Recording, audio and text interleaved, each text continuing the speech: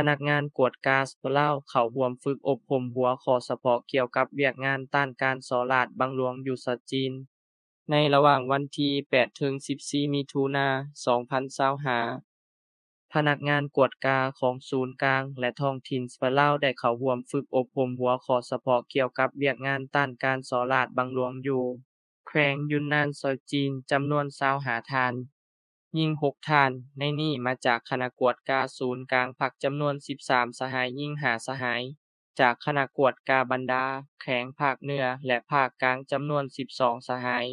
หญิง1สหายนำพาโดยท่านออดสุริเดชไซศรีทรหัวหน้ากรมกวดกาภาคคณะกวดกาศูนย์กลางภาค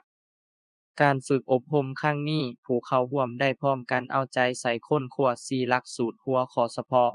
7หลักสูตรภาคสนามและมี3หลักสูตรสัมผัสคือ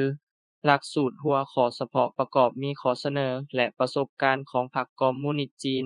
เกี่ยวกับการคุ้มครองพรรคอย่างรอบด้านและเข้มงวดและการปฏิบัติตัวจริงแขวงยุนนานการปฏิบัติตัวจริงของจีนในการลดผ่อนความทุกข์ยากของประชาชนประสบการณ์และการปฏิบัติตัวจริงของจีนในการลบล้างความทุกข์ยากอย่างถูกเป้าหมายการนำใช้ข้อมูลและเทคนิคปัญญาประดิษฐ์ AI ในการต้านการฉ้อราษฎร์บังหลวงประสบการณ์และความรับรู้ของการคุ้มครองพรรคอย่างเข้มงวดรอบด้านในสภาพการหันเป็นทันสมัยของการปกครองประเทศหลักสูตรภาคสนามประกอบมีทัศนศึกษาห้องทดลองการพัฒนาและการนำใช้พลังงานทดแทนจีนลาวทัศนศึกษาศูนย์ประมูลและการค้าดอกไม้สากลคุนมิงทัศนศึกษาตลาดค้าขายดอกไม้ต้นน้ำของนครคุนมิง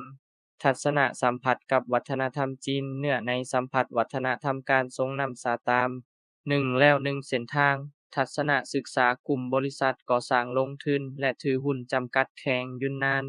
ทัศนศึกษาหอพิพิธภัณฑ์สถานที่เก่าของมหาวิทยาลัยผสมภาคตะเวันตกเฉียงใต้แห่งชาติทัศนศึกษารับชมการก่อสร้างและหันเป็นดิจิตอลของแขวงยุนนาน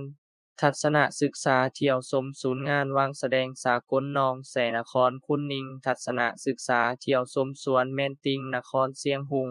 ทัศนศึกษาเยี่ยมยามตาแสงเม็งห่านนครเชียงหุงทัศนศึกษาการก่อสร้างด่านบริหารแบบอัจฉริยะผ่านการฝึกอบรมนักสัมมนากรได้รับรู้ลักษณะที่พ้นเด่นที่สุดในการปกครองประเทศและบริหารการเมืองของท่านเลขาธิการใหญ่สีจิ้นผิงประวัติศาสตร์การลบล้างความทุกข์ยากของจีนและบทเรียนพื้นฐานในการลบล้างความทุกข์ยากของจีนระบบการปกครองแห่งชาติและความสามารถในการปกครองแห่งชาติเอิ้นว่าการปกครองแห่งชาติรวมศูนย์ส่องแสงถึงระบอบและความสามารถในการปฏิบัติระบอบของประเทศและมาตรการที่มีประสิทธิผลในการคุ้มครองพรรคสภาพเวียกงานลาดตระเวนและการกวดกาของแขวงยุนนานข้อบัญญัติของการกวดกาภาครัฐแม่นเฮ็ดได้ดีหลายในแต่ละระยะ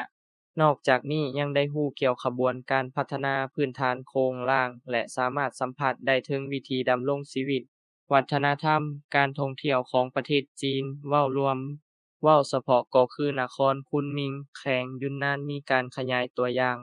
ต่อเนื่องซึ่งเป็นบทเรียนอันหนึ่งให้แก่นักสัมมนากรได้นำมาสมเทียบใส่กับลาว